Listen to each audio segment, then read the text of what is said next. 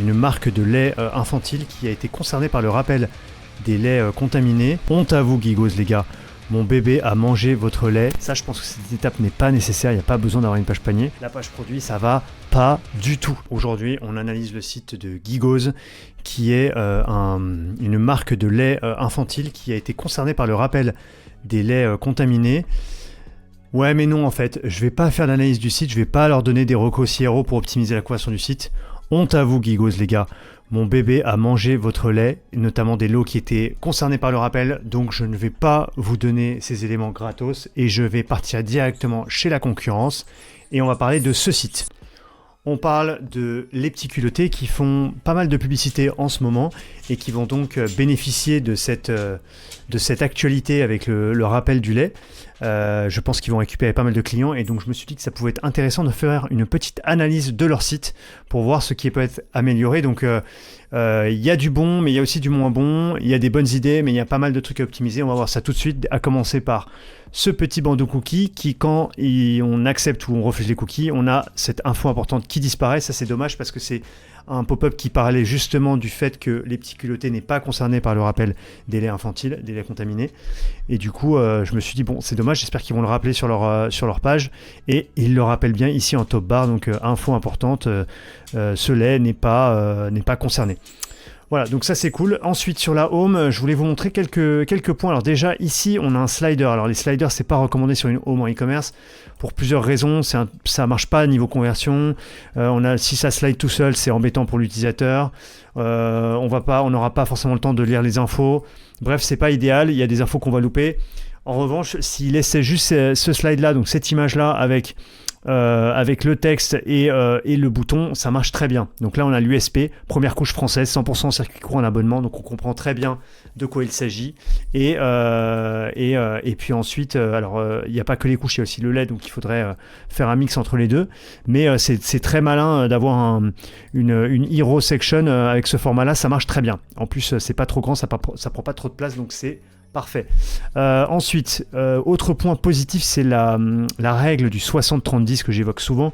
Donc au niveau des couleurs, on a bien 60% de couleurs tertiaires, 20% 30% de couleurs secondaires et 10% de couleurs principales où on veut attirer le regard. Donc là, la couleur principale, c'est ce vert, là, cette espèce de vert, oui, qui attire le regard sur les call to action, sur les éléments importants de la page. Donc ça, c'est bien.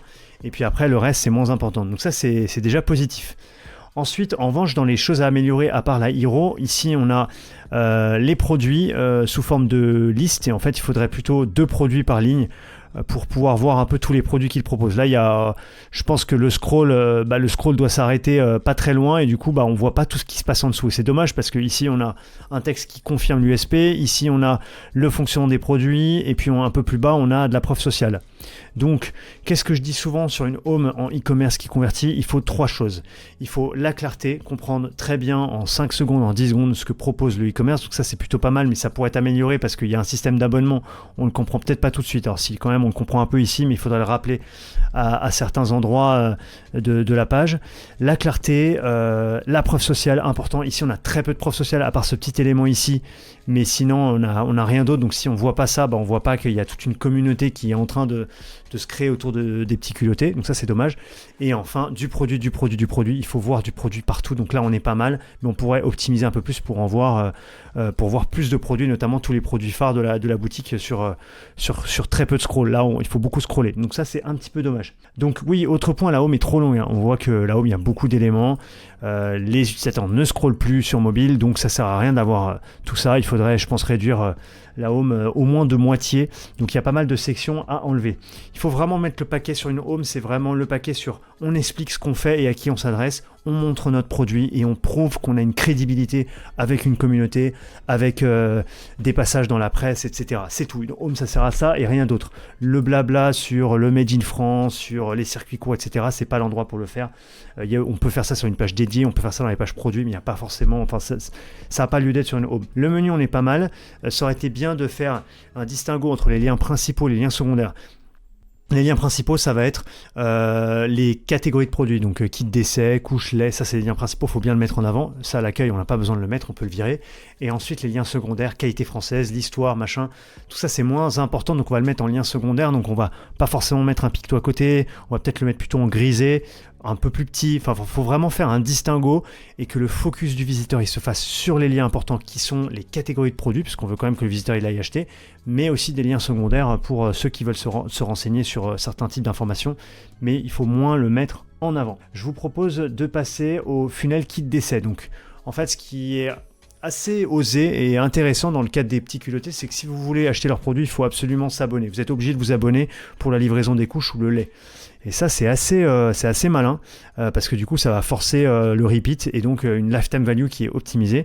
Donc ça, c'est plutôt cool. C'est contraignant, mais c'est malin parce que du coup, on va vraiment s'engager dans un abonnement. Mais pour tester du coup les produits, il faut bien des kits d'essai. Et donc là, il y a 2 kits, tester nos couches, tester notre lait.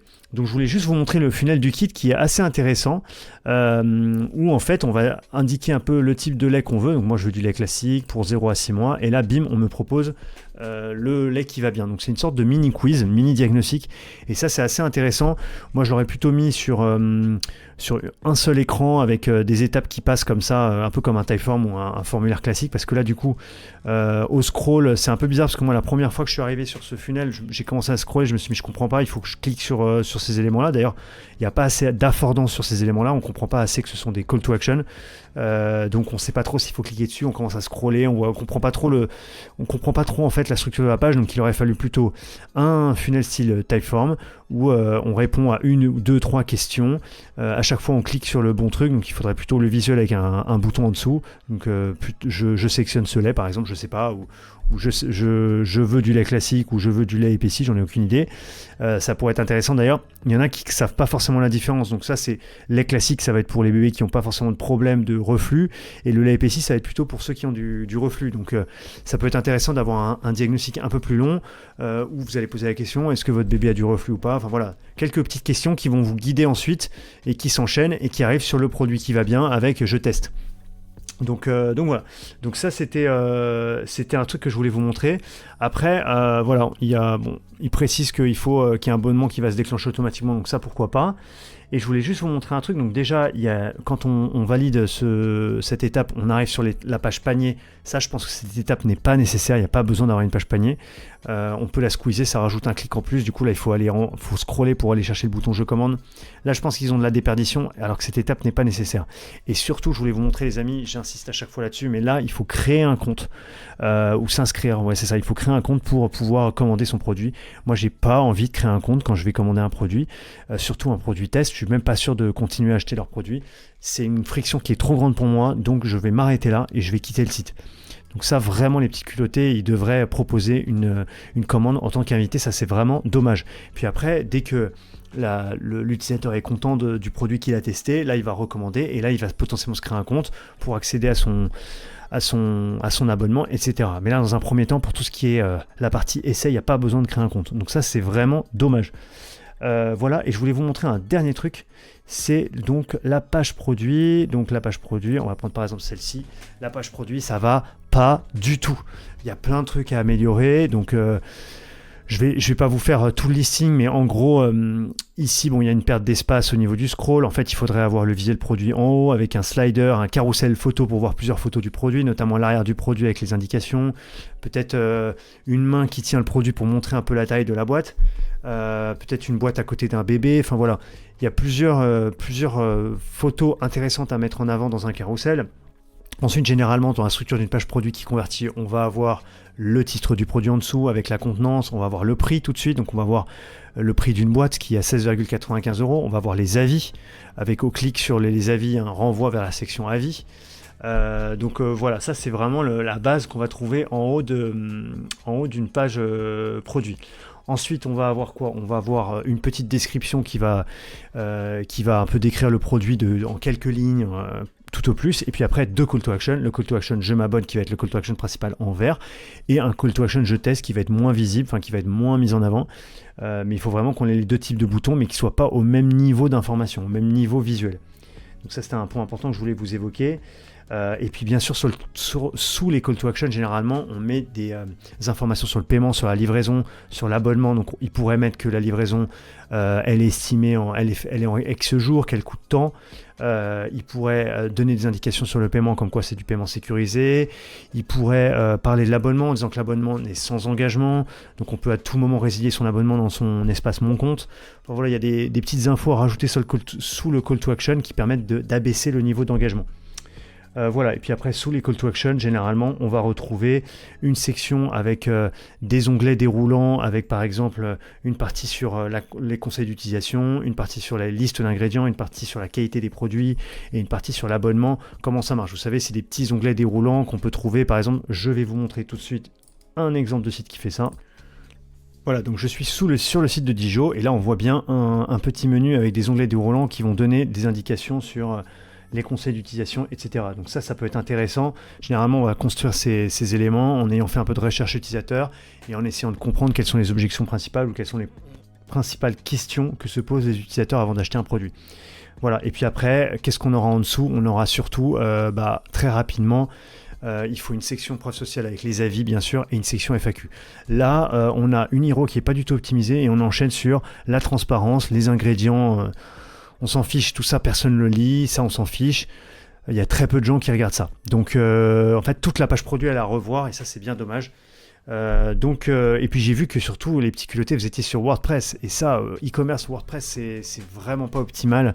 Il ferait bien mieux de passer sur Shopify, ils auraient beaucoup plus de possibilités de templates de page et voilà, ils pourraient prendre un template optimisé conversion et avoir un site qui transforme beaucoup plus. Donc les petits culottés vraiment peut mieux faire, mais on salue en tout cas on salue l'offre, on salue le type de produit, mais maintenant il faut un site qui cartonne et donc j'espère que ils pourront passer sur une version un peu plus optimale.